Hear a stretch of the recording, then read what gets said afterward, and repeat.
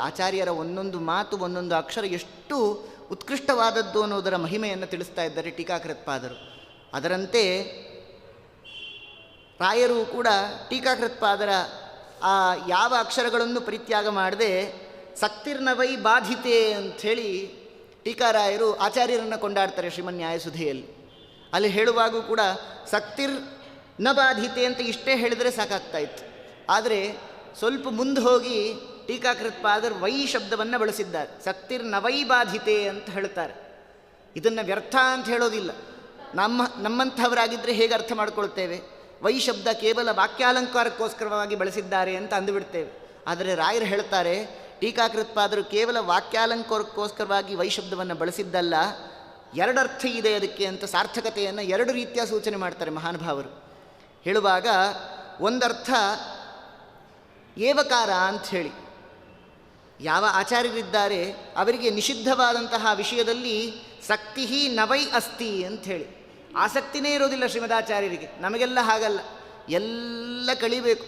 ನಮಗೆ ಲೌಕಿಕವಾದಂತಹ ಎಲ್ಲ ಕಾರ್ಯಗಳು ಮುಗಿದಾಗ ಸ್ವಲ್ಪ ಸಮಯ ಇದ್ದರೆ ಭಗವಂತ ಅಂತಂತೇವೆ.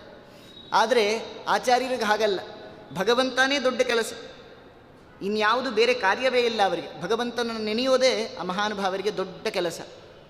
ಅದರಂತೆ ಸಕ್ತಿರ್ ನವೈ ಬಾಧಿತೆ, ನಿಷಿದ್ಧ ವಿಷಯೇ ಅಂತ ಅರ್ಥ. ನಿಷಿದ್ಧವಾದಂತಹ ಕಾಮ್ಯಕರ್ಮಗಳನ್ನು ಎಂದೂ ಕೂಡ ಆಚಾರ್ಯರು ಬಯಸೋದೇ ಇಲ್ಲ.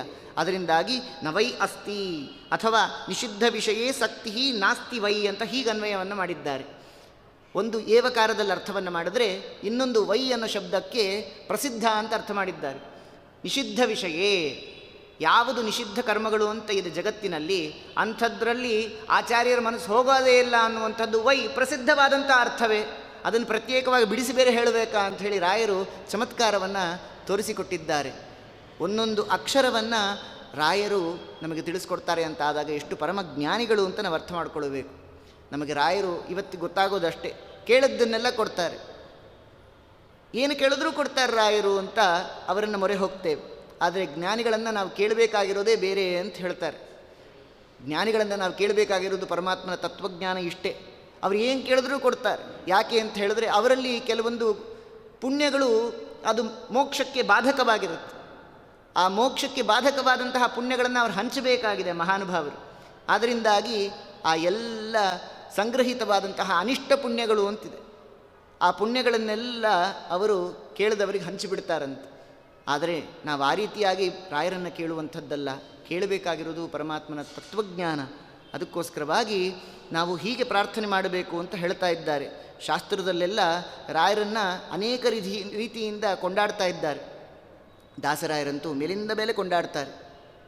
ಕೋರಿ ಕರೆವೆ ಗುರು ಶ್ರೀ ರಾಘವೇಂದ್ರನೇ, ಬಾರೋ ಮಹಾಪ್ರಭುವೇ, ಬಾರಯ್ಯ ಬಾಬಾ ಬಾರೋ ಮಹಾಪ್ರಭುವೇ. ಚಾರು ಚರಣಯುಗ ಸಾರಿ ನಮಿಪೆ ಬೇಗ, ಚಾರು ಚರಣಯುಗ ಸಾರಿ ನಮಿಪೆ ಬೇಗ, ಬಾರೋ ಹೃದಯ ಸುಖ ಸಾರ ರೂಪವ ತೋರೋ. ಕೋರಿ ಕರೆವೆ ಗುರು ಶ್ರೀ ರಾಘವೇಂದ್ರನೇ, ಬಾರೋ ಮಹಾಪ್ರಭುವೇ, ಬಾರಯ್ಯ ಬಾಬಾ ಬಾರೋ ಮಹಾಪ್ರಭುವೇ. ಗುರುಗಳನ್ನು ನಾವು ಹೀಗೆ ಚಿಂತನೆ ಮಾಡಬೇಕು ಅಂತ ತಿಳಿಸ್ತಾ, ಯಾರು ಈ ರಾಘವೇಂದ್ರ ಪ್ರಭುಗಳು ಅಂತ ಅವರ ಇತಿಹಾಸವನ್ನು ಅನೇಕ ಯಾವ ಯಾವ ಪುರಾಣ ಗ್ರಂಥಗಳಲ್ಲಿ ಅವರ ಮಹಿಮೆ ಅಡಕವಾಗಿದೆ ಅದರ ವಿವರಣೆಯನ್ನು ಪ್ರಮಾಣಯುತವಾಗಿ ಕೊಡ್ತಾ ಇದ್ದಾರೆ. ನರಸಿಂಹ ಪುರಾಣದಲ್ಲೂ ಕೂಡ ಮುಂದೆ ರಾಯರು ಇಂಥ ರೀತಿಯಲ್ಲಿ ಅವತಾರ ಮಾಡ್ತಾರೆ ಅಂತ ಹೇಳ್ತಾ ಇದ್ದಾರೆ. ಶಂಕುಕರ್ಣಾಖ್ಯ ದೇವಸ್ತು ಬ್ರಹ್ಮಶಾಪಾಚ್ಚ ಭೂತಲೇ. ಯಾವ ಶಂಕುಕರ್ಣರು ಅನ್ನುವಂತಹ ದೇವತೆಗಳಿದ್ದಾರೆ, ಬ್ರಹ್ಮದೇವರ ಶಾಪದಿಂದಾಗಿ ಈ ಭೂತಲದಲ್ಲಿ ಅವತಾರ ಮಾಡ್ತಾರೆ ಅಂತ ಹೇಳಿ ನರಸಿಂಹ ಪುರಾಣದಲ್ಲಿ ಸೂಚಿತವಾಗಿರುವಂಥದ್ದು. ಯಾರೋ ಕಟ್ಟಕಥೆಯನ್ನು ಹೇಳಿದ್ದಾರೆ ಅಂತ ಪರಿಭಾವಿಸಬಾರದು. ದೇವತೆಗಳೇ, ಕರ್ಮಜ ದೇವತೆಗಳೇ ರಾಯರಾಗಿ ಅವತಾರ ಮಾಡ್ತಾ ಇದ್ದಾರೆ.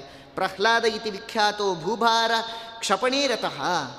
ಪ್ರಹ್ಲಾದರಾಜರಾಗಿ ಪ್ರಥಮತೆಯ ಅವತಾರ ಮಾಡಿ ನಂತರ ಸಯೇವ ರಾಘವೇಂದ್ರಾಖ್ಯ ಅಂತ ಹೇಳ್ತಾ ವ್ಯಾಸರಾಜ ಸಯೇವಚ, ವ್ಯಾಸರಾಜರಾಗಿ ದ್ವಿತೀಯ ಅವತಾರದಲ್ಲಿ, ಅನಂತರ ಅವರೇ ರಾಘವೇಂದ್ರ ಅನ್ನುವಂತಹ ಹೆಸರಿನಿಂದಾಗಿ ಯತಿರೂಪೇಣ ಸರ್ವದಾ ಕಲೌ ಯುಗೆ ರಾಮಸೇವಾನ್ ಕುರುವನ್ ಮಂತ್ರಾಲಯೇ ಅಭವತ್. ನರಸಿಂಹ ಪುರಾಣದ ಪ್ರಸಿದ್ಧವಾದಂಥ ಶ್ಲೋಕವನ್ನು ಉದಾಹರಿಸಿ ಹೇಳ್ತಾ ಇದ್ದಾರೆ. ಮಂತ್ರಾಲಯೇ ಅಭವತ್ ಅಂಥೇಳಿ. ವೇದವ್ಯಾಸ ದೇವರು ಯಾವತ್ತೋ ಹೇಳಿದರು ಇಂಥ ಮಹಾಜ್ಞಾನಿಗಳು ಅವತಾರ ಮಾಡ್ತಾರೆ, ಹೆಸರು ಕೂಡ ಸೂಚನೆ ಮಾಡಿದ್ದಾರೆ. ಮಂತ್ರಾಲಯೇ ಅಭವತ್ ರಾಮಸೇವಾಂ ಕುರುವನ್ ಅಂಥೇಳಿ, ರಾಮದೇವರ ಪೂಜೆಯನ್ನು ಮಾಡ್ತಾ ಮಂತ್ರಾಲಯದಲ್ಲಿ ಅವತಾರ ಮಾಡ್ತಾರೆ ಅಂಥೇಳಿ ಆ ಪ್ರಸಿದ್ಧವಾದಂತಹ ರೀತಿಯಲ್ಲಿ ವಿವರಣೆಯನ್ನು ಕೊಟ್ಟಿದ್ದಾರೆ. ಅನೇಕ ಜ್ಞಾನಿಗಳ ಚರಿತ್ರೆಯನ್ನು ನಾವು ಹೇಳುವಾಗ ಬಹಳ ಉದ್ಯುಕ್ತರಾಗಿ ಎಲ್ಲೂ ಚ್ಯುತಿ ಬಾರದಿರುವಂತಹ ರೀತಿಯಲ್ಲಿ ಅವರ ವಿವರಣೆಯನ್ನು ಕೊಡಬೇಕು. ಯಾಕೆ ಅಂತಂದರೆ ಆ ಜ್ಞಾನಿಗಳ ಚರಿತ್ರೆಯಲ್ಲಿ ಸ್ವಲ್ಪಷ್ಟು ಕೂಡ ದೋಷಾಂಶ ಅನ್ನೋದು ಇರೋದಿಲ್ಲ. ಅದರಿಂದಾಗಿ ನಾವು ಹೇಳುವಂತಹ ವ್ಯವಸ್ಥೆಯಲ್ಲಿ ಅನೇಕ ಬದಲಾವಣೆಯನ್ನು ತಂದುಕೊಳ್ಬೇಕು ಅಂತ ಹೇಳ್ತಾರೆ. ಅದರಂತೆ ಈ ಮಹಾನುಭಾವರು ರಾಘವೇಂದ್ರ ಸ್ವಾಮಿಗಳು ಇವತ್ತು ಜಗತ್ತಿನಲ್ಲೇ ಪ್ರಸಿದ್ಧ ಆಗಿದ್ದಾರೆ. ನಾವೆಲ್ಲ ಆರಾಧನೆಯನ್ನು ಮಾಡ್ತೇವೆ. ಆರಾಧನೆ ಮಾಡುವಾಗ ಅಲ್ಲಿ ಬೋರ್ಡ್ ಹಾಕಿರ್ತಾರೆ ಪಾಪ, 8:00 ಮಹಾಮಂಗಳಾರತಿಗಿಂತ ಪೂರ್ವದಲ್ಲಿ ಪಂಚಾಮೃತ ಸೇವೆ, 9:30 ಗಂಟೆಗೆ ಆಚಾರ್ಯರಿಂದ ಉಪನ್ಯಾಸ ಕಾರ್ಯಕ್ರಮ, ರಾಘವೇಂದ್ರ ವಿಜಯನೋ ಅಥವಾ ರಾಘವೇಂದ್ರ ಸ್ತೋತ್ರದ ಮಹಿಮೆಯನ್ನು ಹೇಳಲಿಕ್ಕೆ ಅಂತ ಹೊರಟಿರ್ತಾರೆ. 11:00 ಮಹಾಮಂಗಳಾರತಿ ಅಂತಿರುತ್ತೆ. ಕೊನೆಗೆ ಪ್ರಧಾನವಾದದ್ದನ್ನು ನೋಡ್ತೇವೆ ನಾವು. ಅದು ಯಾವುದು ಅಂತಂದರೆ ತೀರ್ಥಪ್ರಸಾದ ಅಂಥೇಳಿ. ಅದು ಎಷ್ಟೊತ್ತಿಗಿದೆ ಅಂತ ಬೋರ್ಡ್ ನೋಡ್ತೇವೆ. 12 ಗಂಟೆಗೆ ತೀರ್ಥಪ್ರಸಾದ, 9 ಗಂಟೆಗೆ ಪಾಪ ಆಚಾರ್ಯ ಬಂದಿರ್ತಾರೆ ಉಪನ್ಯಾಸ ಮಾಡಬೇಕು ಅಂತ ಹೇಳಿ. 4 ಜನ ಇರ್ತಾರೆ, ಎಣಿಸ್ಬೋದು ಅಷ್ಟು ಜನ ಇರ್ತಾರೆ. ಆ ಕಾರ್ಯಕ್ರಮ ಇಡಿಸಿದಂತಹವರು ಅನಿವಾರ್ಯವಾಗಿ ಇರಲೇಬೇಕು, ಅವರು ಇರ್ತಾರೆ. ಮೈಕ್ರವರು ಪಾಪ ಕ್ಯಾಮ್ರಾದವರು ಇರಬೇಕು, ಅವರು ಅನಿವಾರ್ಯವಾಗಿ ಇರ್ತಾರೆ. ಹಾಗೆ ಇನ್ನು ಉಪನ್ಯಾಸ ಮಾಡಲಿಕ್ಕೆ ಆಚಾರ ಬಂದಿರಬೇಕು, ಅವರೊಬ್ಬರು ಇದ್ದೇ ಇರ್ತಾರೆ. ಅದೇ 11:30 ಆಗ್ತಿದ್ದಾಗ ಎಲ್ಲಿರ್ತಾರೋ ಜನ ಪಾಪ ತೀರ್ಥ ಪ್ರಸಾದಕ್ಕೆ ಅಂಥೇಳಿ ನಾ ಮುಂದು ತಾ ಮುಂದು ಅಂತ ಬರ್ತಾರೆ. ಆಚಾರ್ಯನೂ ದಬ್ಬಿ, ಅಲ್ಲಿರುವಂತಹ ಪುರೋಹಿತರೂ ದಬ್ಬಿ, ಎಲೆ ಮುಂದೋ ನಾವು ಮುಂದೋ ಅಂಥೇಳಿ ಹೀಗೆಲ್ಲ ಮುಗಿಬಿದ್ದು ಹೋಗುವಂಥ ಜನಗಳನ್ನು ನಾವು ಕಾಣುತ್ತೇವೆ. ಆದರೆ ಪ್ರಧಾನವಾಗಿ ಆರಾಧನೆ ಅಂತಂದರೆ ರಾಯರು ಹೇಳಿದಂತಹ ತತ್ವ ವಿಚಾರಗಳನ್ನು ಚಿಂತನೆ ಮಾಡೋದೇ ದೊಡ್ಡ ಆರಾಧನೆ. ಆದ್ದರಿಂದ ಆ ಮಹಾನುಭಾವರು ಹೇಗಿದ್ದರು ಅನ್ನೋದನ್ನು ಅನೇಕ ವಿಚಾರದಲ್ಲಿ ರಾಘವೇಂದ್ರ ವಿಜಯ ವರ್ಣನೆ ಮಾಡುತ್ತೆ. ನಾವಿವತ್ತು ರಾಘವೇಂದ್ರ ತೀರ್ಥರು ಅಂತ ಸ್ಮರಣೆ ಮಾಡಿದರೆ ನಮಗೆ ಎಲ್ಲ ವಿಧವಾದಂಥ ವೈಭವ ನಮಗೆ ಭಗವಂತ ಕರುಣಿಸ್ತಾನೆ. ಆ ಮಹಾನುಭಾವರ ಜೀವನ ಚರಿತ್ರೆ ಹೇಗಿತ್ತು ಅಂತ ಒಮ್ಮೆ ವಿಶ್ಲೇಷಣೆ ಮಾಡಿದ್ರೆ ನಿಜವಾಗಲೂ ಸಜ್ಜೀವರಾಶಿಯಾಗಿದ್ದರೆ ಕಣ್ಣಲ್ಲಿ ನೀರು ಬರಬೇಕು.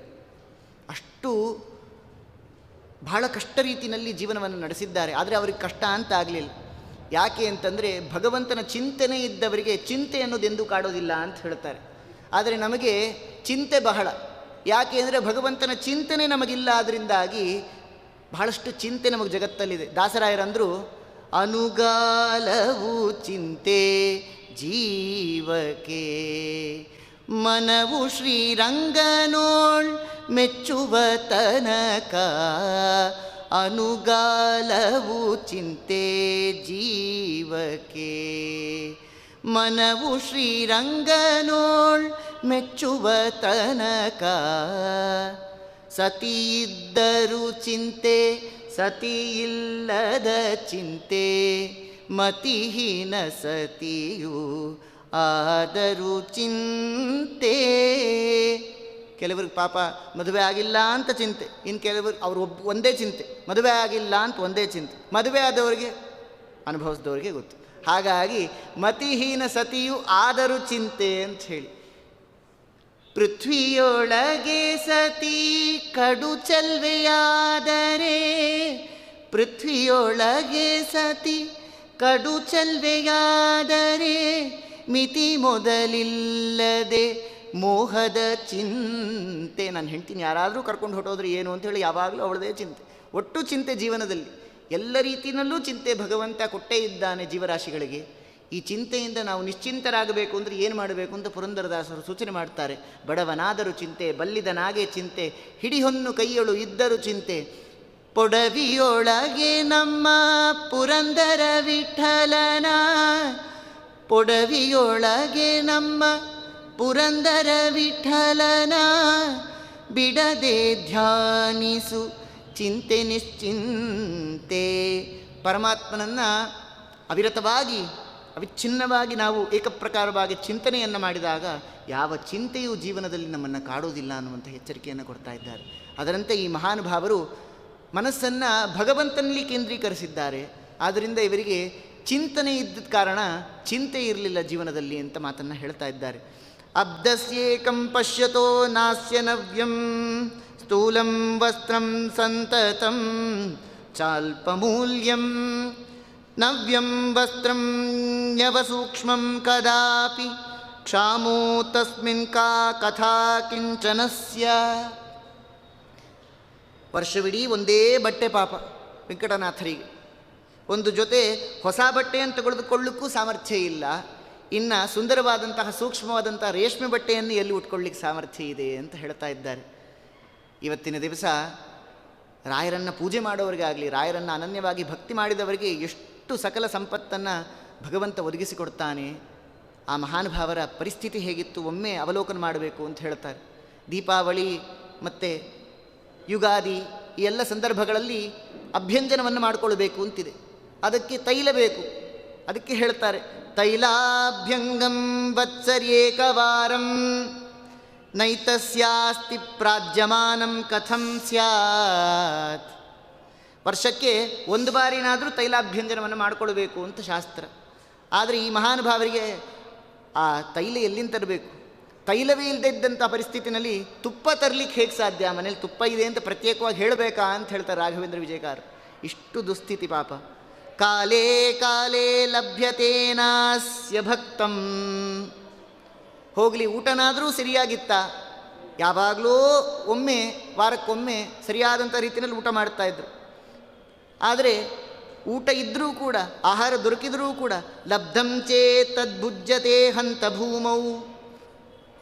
ಅನೇಕ ಬಾರಿ ಆಹಾರವೇ ಇಲ್ಲ. ಆಹಾರ ದೊರಕಿದ್ರೂ ಊಟವನ್ನು ಮಾಡಲಿಕ್ಕೆ ಎಲೆ ಇರ್ತಿರಲಿಲ್ಲ.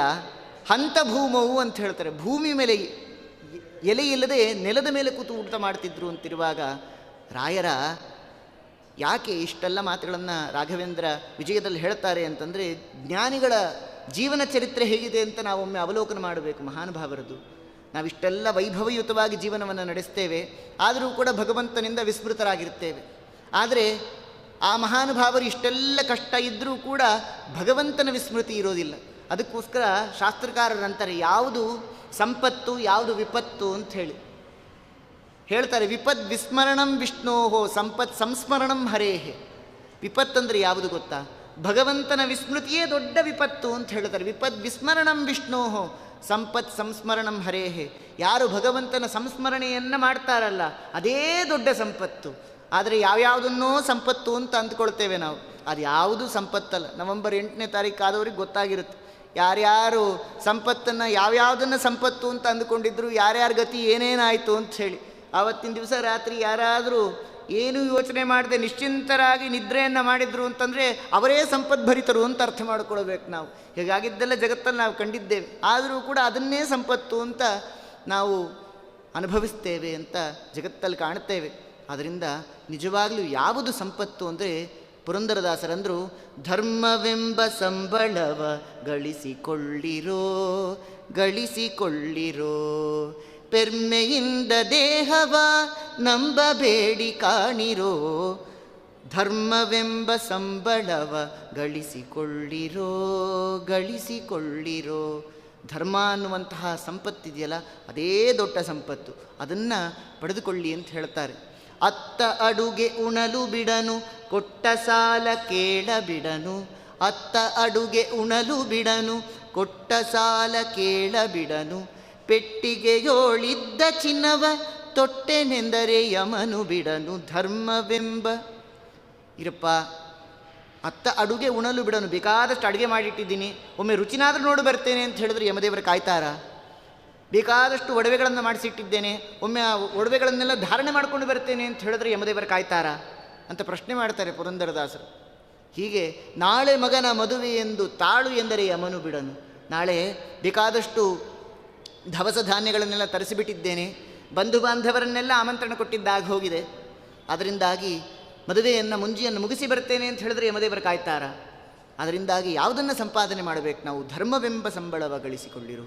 ಅರ್ತಿಯಿಂದ ಸಂಸಾರವ ವ್ಯರ್ಥವಾಗಿ ನೆಚ್ಚಬೇಡಿ, ಕರ್ತೃಪುರಂದರ ವಿಠಲನ ಭಕ್ತಿಯಿಂದ ಭಜಿಸಿರೋ, ಧರ್ಮವೆಂಬ ಸಂಬಳವ ಗಳಿಸಿಕೊಳ್ಳಿರೋ ಗಳಿಸಿಕೊಳ್ಳಿರೋ. ಅದರಿಂದಾಗಿ ಈ ರೀತಿಯಾಗಿ ಜೀವನವನ್ನು ನಡೆಸ್ತಿದ್ರು ಮಹಾನುಭಾವರು. ಅವರಿಗೆ ಸಂಸಾರದಲ್ಲಿ ಯಾವುದೇ ವ್ಯಾಮೋಹ ಇಲ್ಲ. ಆದರೂ ಕೂಡ ಭಗವಂತನ ವಿಸ್ಮರಣೆಯನ್ನು ಅವರು ಎಂದಿಗೂ ಹೊಂದಿಲ್ಲ. ಆದ ಕಾರಣದಿಂದಾಗಿ ಆ ಎಲ್ಲ ಕಷ್ಟಗಳನ್ನು ಕೂಡ ಕಷ್ಟ ಅಂತ ಅನುಭವಿಸ್ತಾ ಇರಲಿಲ್ಲ, ಭಗವಂತನ ಪ್ರಸಾದ ಅಂಥೇಳಿ ಅನುಭವಿಸ್ತಾ ಇದ್ದರು.